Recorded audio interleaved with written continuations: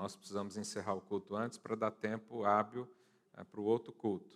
Você que nos assiste na internet, também está convidado a vir num dos dois horários, às 10 da manhã ou às 11, sempre será bem-vindo. Eu queria que você abrisse a sua Bíblia lá em Isaías, capítulo 16.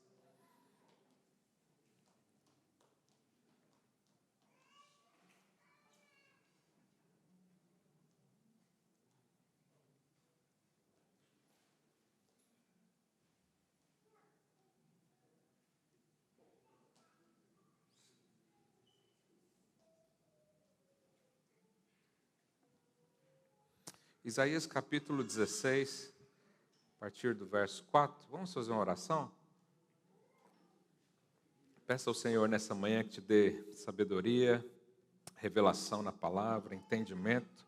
Senhor, nós abrimos o nosso coração, os nossos ouvidos espirituais. Pai, nós queremos receber vida nessa hora, nesse dia. Nós ansiamos em ouvir a Tua voz. Queremos, ó Deus, ter uma experiência com o Senhor nessa manhã. Fala aos nossos corações. Em nome de Jesus. Amém. Bom, irmãos, domingo passado eu iniciei um tema sobre a maturidade cristã. Eu quero, então, dar continuidade a isso. Nós falamos um pouco sobre a nova vida. Alguém que é maduro é alguém que cresce. Da mesma forma que uma criança todo ano aprende alguma coisa, todo mês desenvolve um dos sentidos que ela tem normalmente, e a gente espera que ela cresça, esse é o normal. E há também uma normalidade da vida cristã, que é o seu crescimento. Um crente que passa ano após ano, mês após mês, e continua da mesma forma, ele não está crescendo, tem alguma coisa ali que precisa ser ajustada. Porque nós temos um crescimento, um amadurecimento. Nós falamos sobre isso semana passada, você pode ouvir a palavra através do YouTube. E hoje eu quero continuar. Quem é maduro na vida cristã, ele entende o propósito de Deus.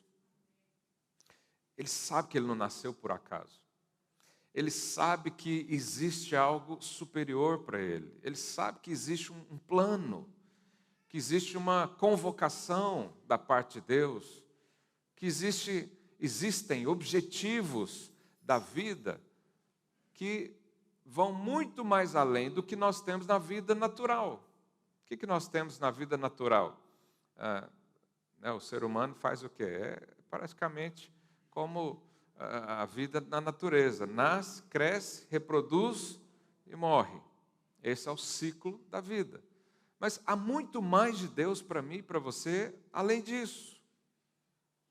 E se os nossos olhos estiverem só nessa vida terrena, só nessa vida natural, só nesses 80 ou 100 anos que vamos viver nessa terra, nós seremos imaturos aos olhos de Deus. Porque Deus é eterno e a nossa vida já é eterna. A partir do momento que Deus enviou Cristo para o seu coração, através de uma confissão de fé, como disse aqui o Alex, começou uma nova vida.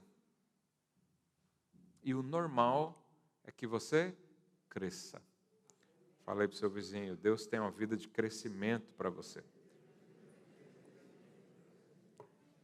Lá em Isaías capítulo 6, verso 4, diz assim: habitem entre ti os desenterrados de Moabe, serve-lhes de esconderijo contra o destruidor.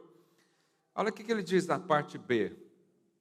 Quando o homem violento tiver fim, olha, presta atenção nisso, a destruição for desfeita e o opressor deixar a terra, isso aqui está falando do quê? Do fim dos tempos. Ok? Se você estudar a escatologia, Apocalipse, você vai ver que esses aqui são sinais do que virão ainda. Então, quando acontecer isso, a Bíblia diz que nós vamos todos ser levados para a Nova Jerusalém, que é um novo céu e uma nova terra que o Pai, o Filho e o Espírito Santo estão a edificar. Os irmãos entendem isso, né? Hoje não vou ter tempo de explicar muito, mas ele está falando desse tempo. Aí ele diz, verso 5, então um trono se firmará em benignidade e sobre ele aonde vai ser o trono? No tabernáculo de Davi. Se assentará com fidelidade um que julgue, busque juízo e não tarda em fazer justiça. Então, o tabernáculo de Davi será a Nova Jerusalém. Mas nós temos outro tabernáculo também na Bíblia. Na verdade, foi o primeiro. Quem construiu o primeiro tabernáculo na Bíblia? Moisés. Moisés construiu um tabernáculo que é onde habitava a presença de Deus. Mas esse tabernáculo de Moisés não era acessível a qualquer pessoa. Mas aqui está falando que no tabernáculo de Davi, que será a Nova Jerusalém, vai ter um trono bem no meio, acessível a todos. Então, fica com essa informação. Eu quero ler também lá em Atos 15, verso 13. Diz assim, depois que eles terminaram, falou Tiago, dizendo, irmãos, atentai nas minhas palavras.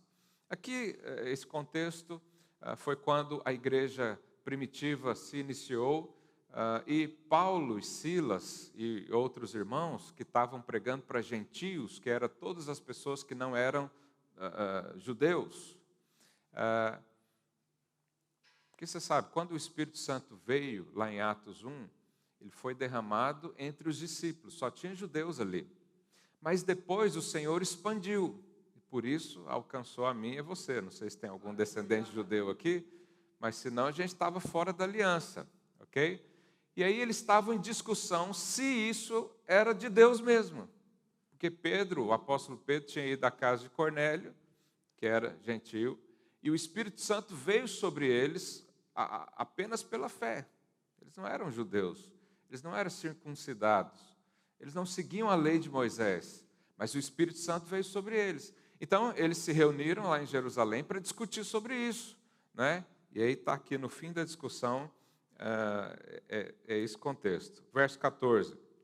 Expôs Simão como Deus primeiramente visitou os gentios, a fim de constituir dentre eles um povo para o seu nome. Verso 15. Conferem com isso as palavras dos profetas. Então, Tiago se levantou, o apóstolo Tiago, e disse, irmãos, isso que está acontecendo aqui, o derramamento do Espírito sobre os gentios, é exatamente o que os profetas falaram que ia acontecer. Então, é a concretização de palavras. E quais são essas palavras? Verso 16. Cumpridas essas coisas, aí aqui ele já está fazendo uma citação do Velho Testamento. Cumprindo essas coisas, quais coisas? A velha aliança. Depois que a velha aliança terminou em Cristo, iniciou uma nova aliança. E aí ele está falando desse ponto. Voltarei e reedificarei o tabernáculo caído de quem? Davi. E levantando de suas ruínas, restaurá-lo-ei, para que os demais homens busquem ao Senhor, e também todos os gentios sobre os quais tem sido invocado o meu nome, diz o Senhor, que faz essas coisas conhecidas desde séculos. Então, aqui o apóstolo Tiago disse, a nova aliança é o período onde Deus está reconstruindo um tabernáculo. Mas qual tabernáculo ele citou aqui? Tabernáculo de Davi. E aí eu tenho que contar para você o que é o tabernáculo de Davi, né, agora. Nós tínhamos então uma referência lá de Gênesis, do tabernáculo de Moisés. Eu até separei uma imagem, mas eu não mandei para os irmãos ali, mas depois eu ponho isso no grupo. O tabernáculo de Moisés, você conhece, né, é um retângulo enorme e mais ou menos centralizado de um lado, tem uma outra parte dividida em duas divisões, que era o átrio, que era o lugar externo, o lugar santo, que era o lugar fechado, e o santo do santo, ou o santíssimo lugar. Esse era o tabernáculo de Moisés. A presença de Deus habitava na arca, né, no propiciatório, na tampa da arca. dentro do Santíssimo Lugar. E quem poderia entrar nesse lugar? Só o sumo sacerdote uma vez ao ano. Então isso é a velha aliança. Isso é como Deus se revelava aos homens, só através do sumo sacerdote uma vez ao ano. Mas e o tabernáculo de Davi? Davi, quando assumiu o reinado, nos primeiros anos, no primeiro ou segundo, ele buscou a arca do Senhor, porque eles tinham perdido a arca, depois recuperaram, deixaram na casa de Abinadab, e depois, quando Davi assumiu o trono, ele disse: eu quero a presença de Deus comigo. Quantos são assim também? Eu quero a presença de Deus comigo. Então ele mandou trazer a arca, os irmãos conhecem a história, no meio do caminho aconteceu lá uma tragédia, depois a arca ficou hospedada na casa lá de Obed-Edom, e depois Davi mandou buscar de novo, fez sacrifícios, até que a arca chegou em Jerusalém. Quando a arca chegou em Jerusalém, ele não colocou num lugar fechado, ele montou uma tenda aberta, colocou a arca do Senhor, que era a presença de Deus, e instituiu algo que nunca existiu, que era um louvor 24 horas de adoração, de cultos ao Senhor naquele lugar. Então o tabernáculo de Davi era algo acessível a todos os homens. Não sei se você sabe, mas Davi tipifica um crente da nova aliança. Davi viveu na graça na época da lei, por causa do coração. Mas, então, quando Tiago diz que Deus está reconstruindo ou reedificando o tabernáculo de Davi, significa que desde que quando Cristo morreu, a presença do Senhor é para todos. A presença do Senhor é visível a todo homem que crê. A adoração ao Senhor é constante. Nós adoramos o Senhor, nós temos aqui como se fosse um altar de adoração todas as vezes que nós nos reunimos. Então, essa é a parte da nova aliança. Mas eu quero falar sobre Davi. Por que Davi fez isso? Ele tinha alguma instrução para fazer isso? É engraçado que depois que Davi colocou a arca numa tenda, ele estava um dia no seu palácio, olhou para a tenda e disse: por que eu vivo num palácio e Deus habita numa tenda? Isso está invertido. Por quê? Porque Davi tinha um coração apaixonado pela presença de Deus. Quantos têm um coração apaixonado pelo Senhor?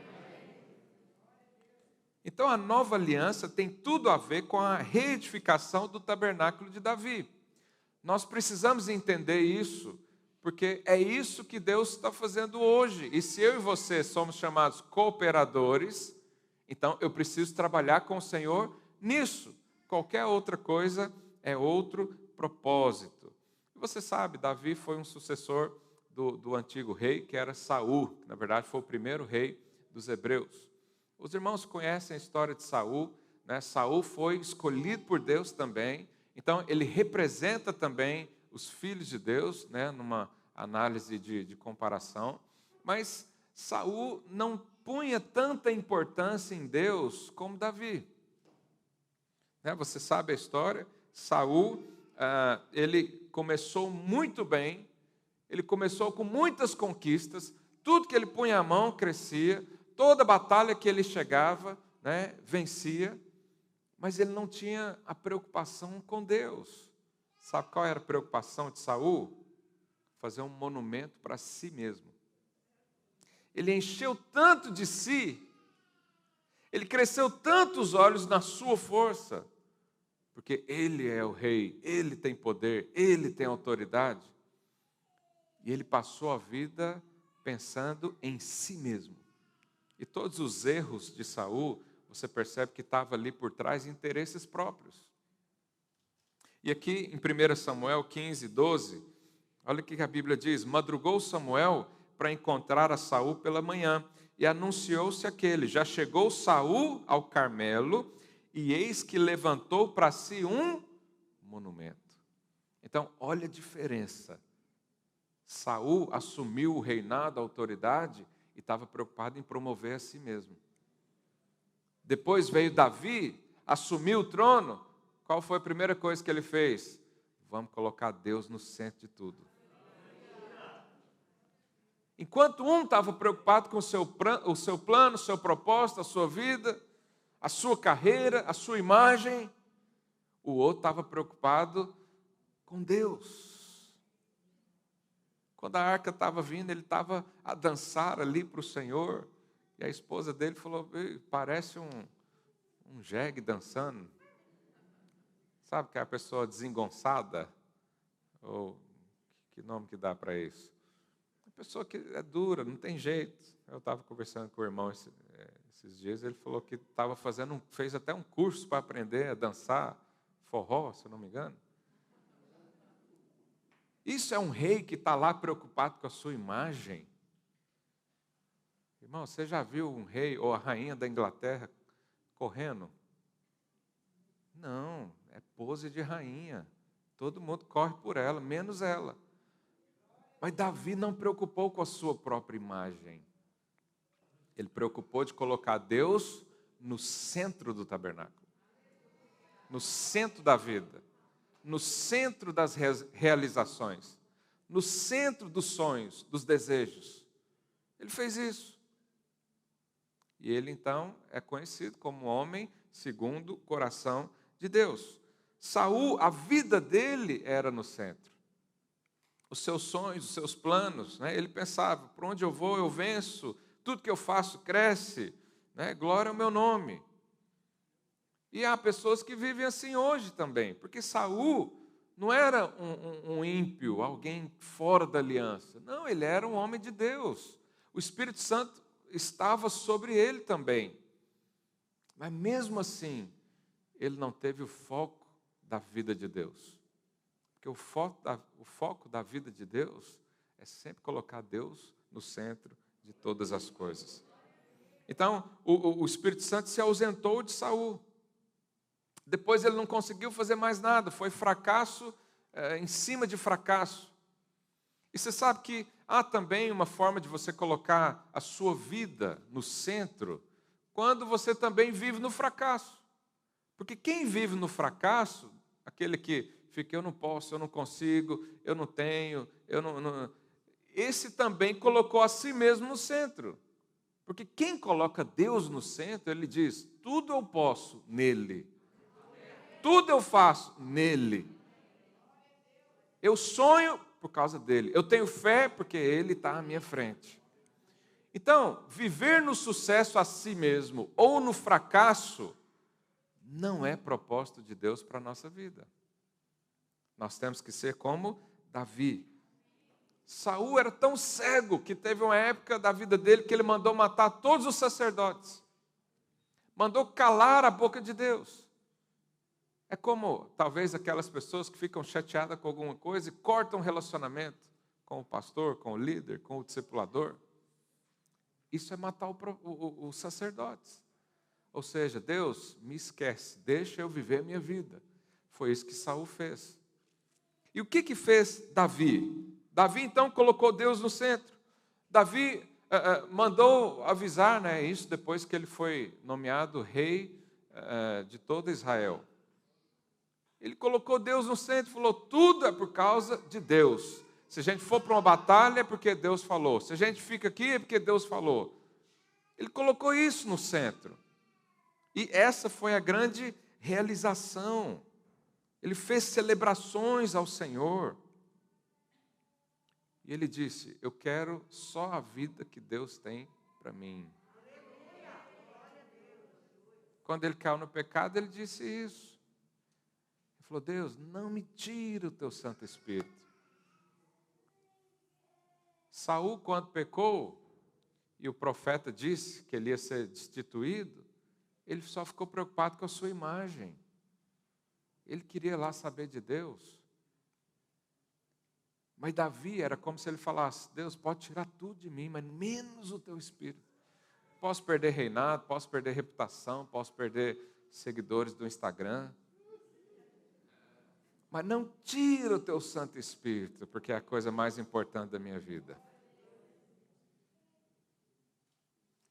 Então a pergunta nessa manhã é, o que está no centro da sua vida.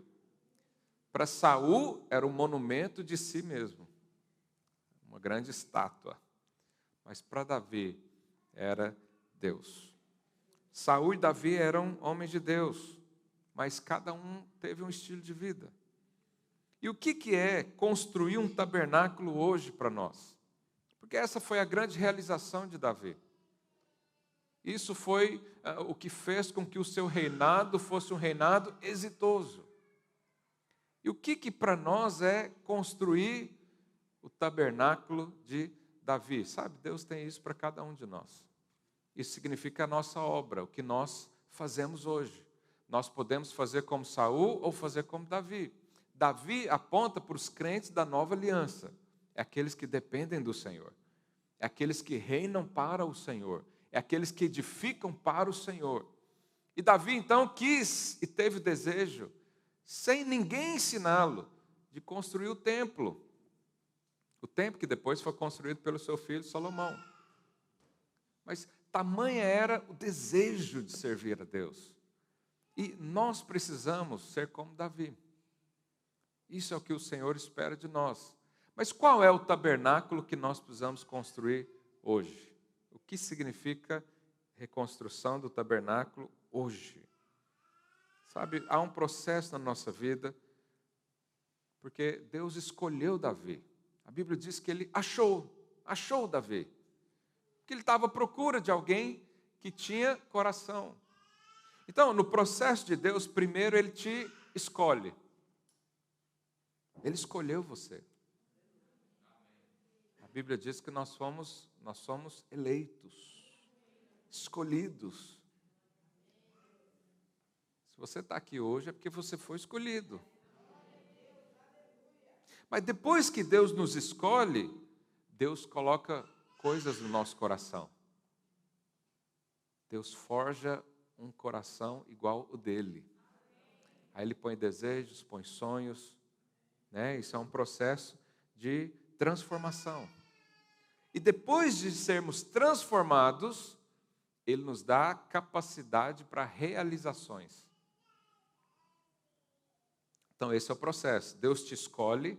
A escolha nada mais é do que separar você de algo. Depois ele transforma o seu coração, ele coloca aí princípios dele, ele coloca aí sonhos dele, coloca objetivos, propósitos, alegria, paz, tudo que você precisa. E depois ele te capacita para que você construa alguma coisa. Isso foi assim com Davi. Davi foi escolhido, o seu coração foi transformado num coração de rei, e depois ele governou e reinou com muitas coisas que fez.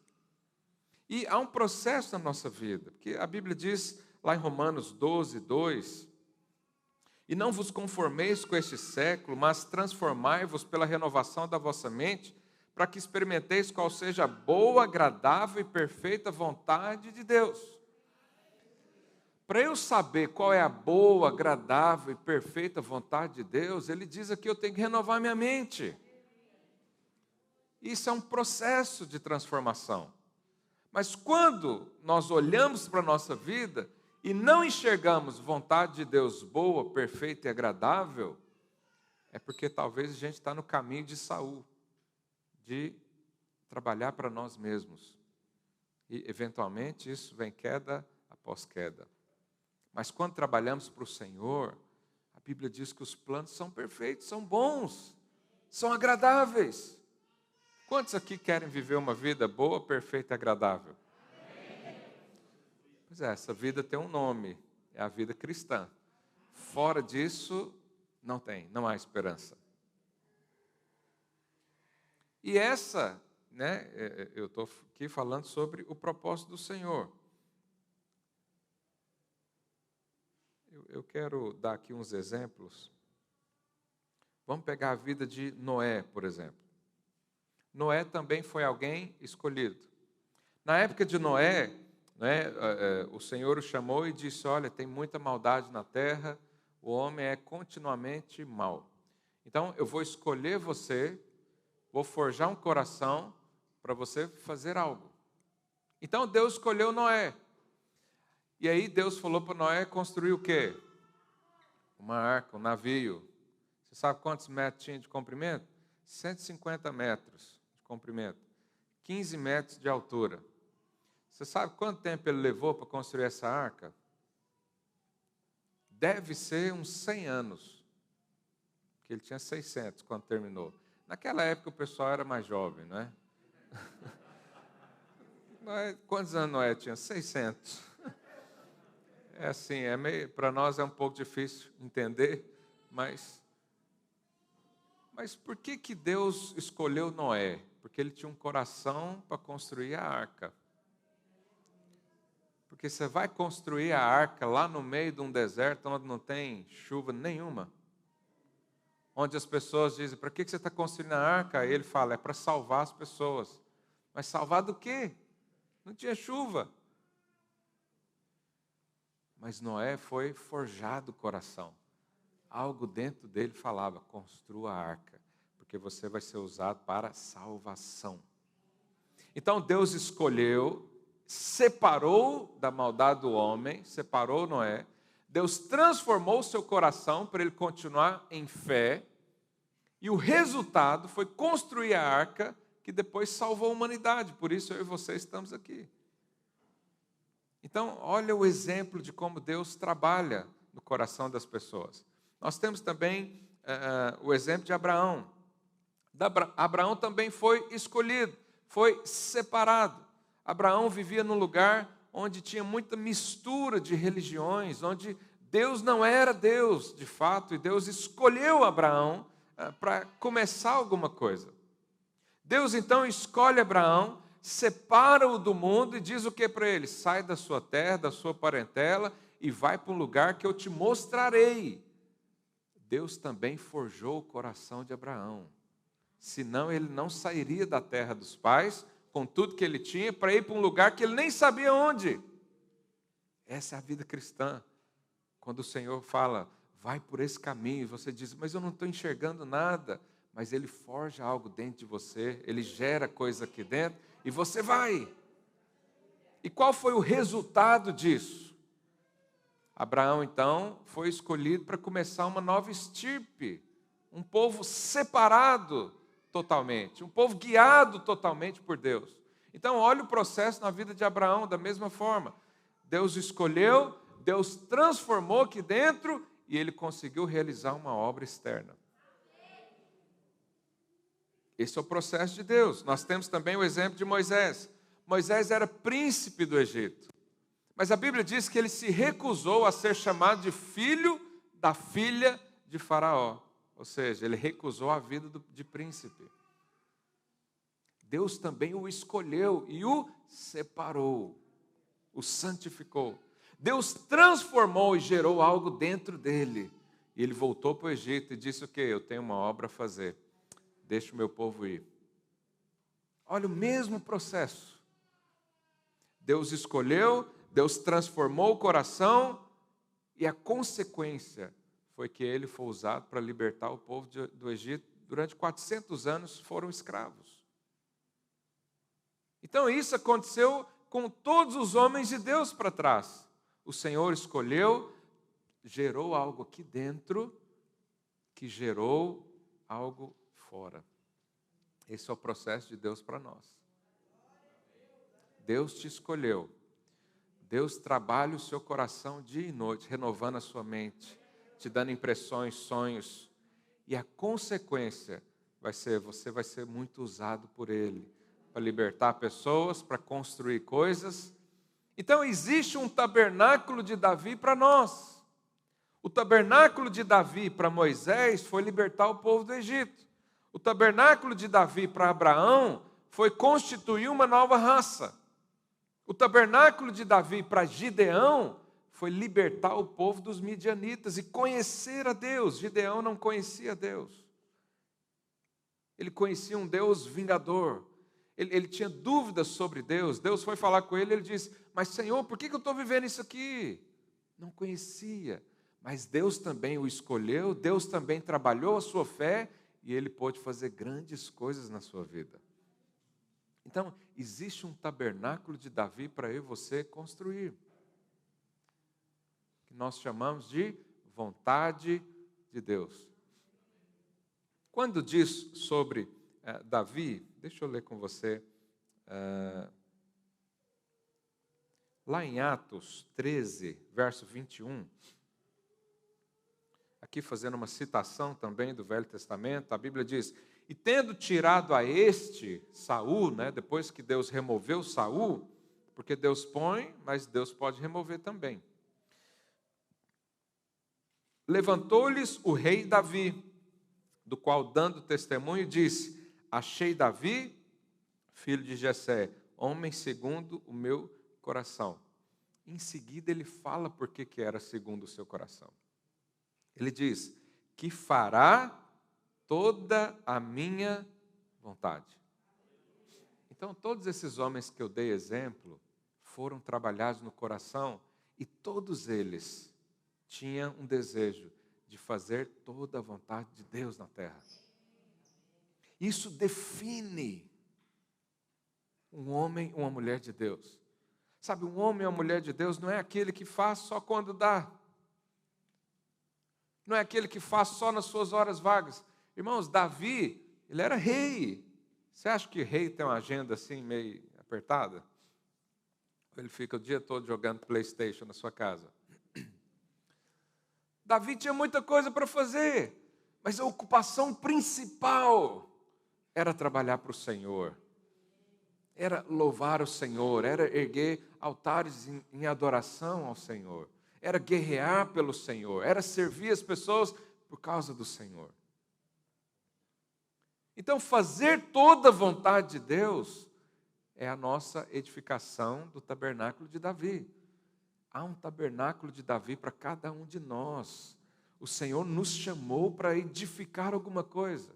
Ele nos escolheu, Ele trabalha o nosso coração, nos enche de fé, nos enche do Espírito, nos enche de dons espirituais. E o que a gente faz com isso? Constrói alguma coisa. Faz a vontade de Deus. Qual é a vontade de Deus para a sua vida? Qual é o propósito de Deus para a sua vida? Deus te chamou para quê? Você precisa saber disso, porque a sua maturidade cristã depende disso, de conhecer a vontade de Deus, de conhecer o propósito de Deus. E aí eu dei exemplos do Velho Testamento, mas vamos para o Novo Testamento. Lá no Evangelho de João, capítulo 21, verso 15. Os irmãos sabem, Jesus tinha 12 discípulos, entre eles tinha um lá que era Pedro. Quando Jesus estava, quando ele prediz a sua morte para os discípulos, ele explica o plano da redenção. Pedro se levanta e fala o quê? Senhor, eu vou dar a minha vida por ti. Se todos esses aqui te abandonarem, eu não abandonarei. Isso foi as palavras de Pedro. O que aconteceu? Ele recebeu uma dura afirmação de Jesus. Jesus falou o quê? Hoje mesmo você vai me negar 3 vezes. E aí, dito e feito. Jesus foi para a cruz, Pedro negou Jesus. Mas a negação de Pedro não foi assim só um bloqueio, não foi assim só dizer eu não conheço. Não, foi praguejar, foi insultar, falar palavrões a Jesus. E aí, depois que Jesus morreu na cruz, a Bíblia diz que Pedro se arrependeu amargamente. Só que ele se arrependeu e depois foi fazer o quê? Pescar. Voltou à velha vida. Voltou o que ele fazia antes. Ele estava no caminho de Saul, trabalhar para si mesmo. Talvez ele pensou, essa coisa dessa vida cristã não dá muito certo. Olha aí, coloquei toda a minha vida nisso e agora estou no prejuízo. Envolvi demais na igreja e agora não tenho mais nada com a minha família. Não, eu contribuí demais e perdi tudo que eu tinha. Já ouviu essas coisas? Pedro talvez estava nessa. Ele disse o quê? Vou pescar, vou cuidar de mim. Porque se eu não cuidar de mim, ninguém cuida. E aí, depois que Jesus ressuscitou, a Bíblia fala que Pedro estavam a pescar, eu ministrei aqui alguns domingos sobre isso, e Jesus foi ter com eles. Jesus chegou até a praia, eles estavam pescando, e Jesus falou, filhos, Vocês pescaram alguma coisa aí? O que eles responderam? Nada. Irmãos, aqueles homens eram pescadores profissionais. Não era igual eu e você, que chega lá no rio, o peixe morde a isca, vai embora, você nem vê a vara, né? Eles sabiam o que faziam. Mas o que Jesus quis dizer para eles? Uma vez que eu te chamei para edificar o tabernáculo de Davi, não vai ter mais nada que compense isso. Uma vez que eu pus sonhos no seu coração, não adianta voltar para outra coisa. E aí Jesus diz, joga a rede do lado direito. Vocês já entenderam o que é, né? Joga a rede do lado direito. E eles jogaram então, pegaram 153 grandes peixes. Nessa hora, João, o discípulo amado, falou para Pedro, é Jesus. Pedro então vestiu sua roupa, pulou no mar, foi até Jesus. E ali o Senhor o serviu. E ainda falou para ele, traz os peixes que vocês pegaram aí, vamos compartilhar junto. Jesus colocou Pedro no ministério novamente. E aí, naquele contexto, Jesus pergunta para Pedro, Pedro, eu vou imaginar a conversa maior do que o normal. Falou, Pedro, lembra que você disse um dia que nunca ia me abandonar? Pois é. O que aconteceu, rapaz? Aí Pedro falou, não, Jesus, foi uma fraqueza minha, me perdoa aí. E Jesus pergunta para ele, Pedro, você me ama? O que ele diz? Sim, Senhor, eu... Mas Pedro, tu me amas? Aí terceira vez, Pedro, tu me amas? Na terceira vez, Pedro falou, Jesus, o Senhor sabe que eu te amo. E aí o que Jesus falou para ele?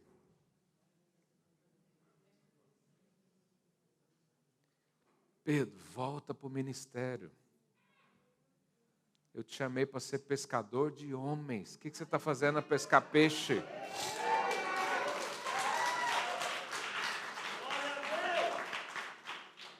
O que você está fazendo da sua vida?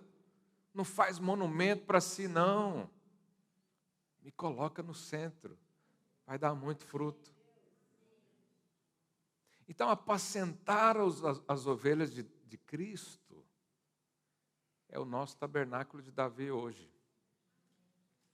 É o que nós somos chamados para fazer. Davi fez isso, Moisés fez, Abraão fez, Noé, Gideão, e todos os homens de Deus fizeram. Os apóstolos fizeram isso, Jesus fez isso. E passou a bola para nós. Então, quando nós fomos escolhidos e separados, santificados do mundo, o Senhor nos tirou do mundo. Eu e você fomos libertos do império das trevas e transportados para o reino de Cristo. E aí Deus então começa a colocar coisas no nosso coração, desejos que a gente não tinha. Muitos aqui, você nunca nem se viu sentado numa igreja ouvindo uma pregação. Mas de repente você está aqui, se tirar isso de você, vai dar briga. Aleluia. Deus colocando coisas no seu coração. Então Deus nos escolhe, nos coloca coisas aqui dentro, para que eu e você façamos algo aqui fora. E o que Deus nos chamou para fazer? Apacentar as suas ovelhas. Agora, o que é apacentar as suas ovelhas? Isso é só para os líderes? É só para os pastores? Porque eu estou na minha função aqui, no meu chamado. Deus me chamou para cuidar de você. Então, estou aqui todo domingo pregando para você. Estou acompanhando os líderes que te acompanham também. Atendo várias pessoas durante a semana. Isso é o meu tabernáculo de Davi para construir. A pergunta é, e o seu? Qual que é o seu tabernáculo de Davi para os seus dias? Qual que será a principal realização da sua vida? Eu não quero aqui usar tom acusatório. Se você não fez nada até hoje, comece hoje. O que é apacentar as ovelhas? Cuidar de vidas. E eu posso te dar sugestões. O pessoal do louvor pode fazer um fundo aqui, por favor. Eu posso te dar sugestões. Você pode abrir sua casa para receber as ovelhas de Deus. Você pode se tornar um anjo da guarda, que é alguém que cuida de uma ovelha só. Você pode ser um líder de célula, que é alguém que cuida de um grupo aí de até 15 pessoas. E são sugestões de pessoas que receberam um chamado de Deus. Então, se você crê que Deus te escolheu, se você crê que você foi inserido na nova aliança, o resultado, então, na minha vida e na sua, é cuidar de gente. Esse é o trabalho da nova aliança. Essa é a reedificação do tabernáculo de Davi, porque isso vai até a Nova Jerusalém, vai ser assim. E você sabe, a Nova Jerusalém é um pouco difícil imaginar, mas o apóstolo Pedro diz que nós somos pedras que vivem. Sabe, a Nova Jerusalém vai ser edificada com gente. Eu e você, e mais milhares de pessoas. Mas é necessário ter essas pessoas. É necessário cuidar. É necessário ser escolhido pelo Senhor. É necessário ter o coração transformado. E é necessário colocar a mão na massa e construir. Eu quero nessa manhã perguntar para você, quais são as ovelhas do Senhor que você vai apacentar esse ano? Quero fazer um desafio pessoal para cada um de vocês. Se você não cuida de ninguém, você não está edificando casa para Deus. Você não está crescendo na vida cristã. Você está parado, ou como Saul, edificando uma vida para você mesmo. Agora, edificar a vida para nós mesmos não faz nenhum sentido na vida cristã. Se Deus não for o centro da sua vida, não faz sentido segui-lo.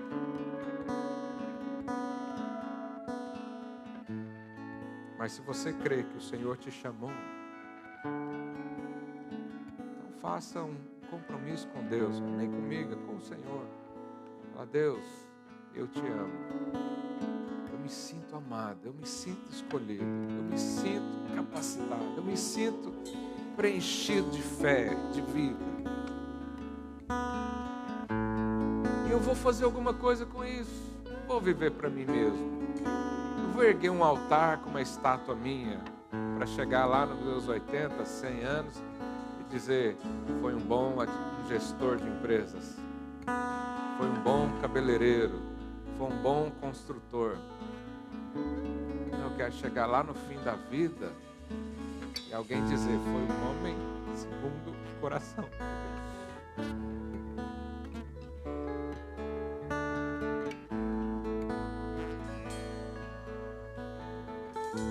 E nós somos como Davi, o Senhor nos achou. Só falta agora nós fazermos toda a vontade de Deus. Está nas nossas mãos.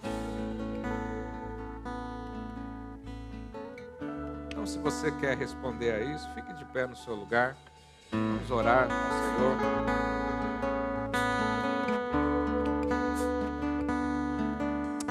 Coloque seu coração diante dele. Fala, Deus, eu quero ser como Davi.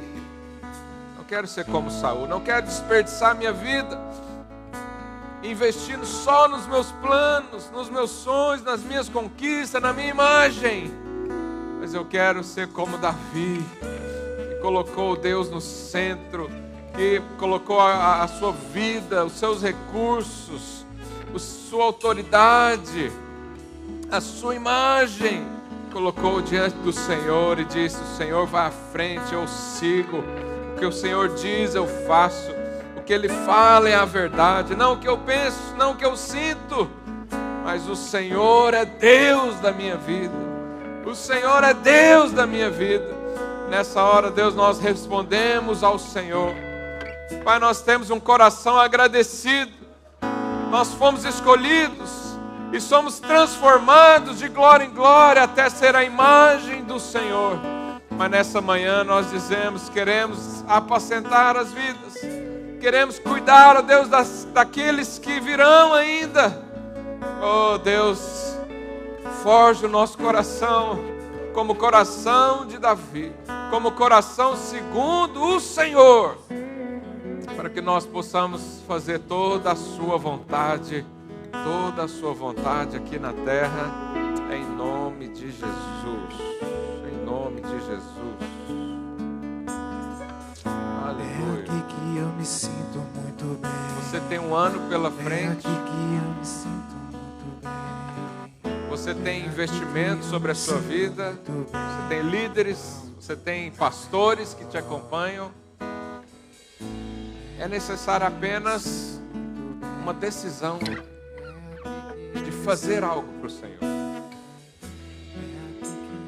Eu quero ser achado nisso. Eu quero perder minha vida nisso. Eu quero perder o meu tempo nisso. Eu quero perder o meu recurso nisso. E Jesus diz: quem perder sua vida por minha causa, vai achá-lo. Sabe, então ore, posiciona. Você que é casado, converse com seu marido, com a sua esposa e fala: esse ano nós vamos seguir o que Jesus disse. Nós vamos edificar o tabernáculo de Davi na nossa vida. Você que é solteiro, mesma coisa. Eu vou gastar os meus dias nisso.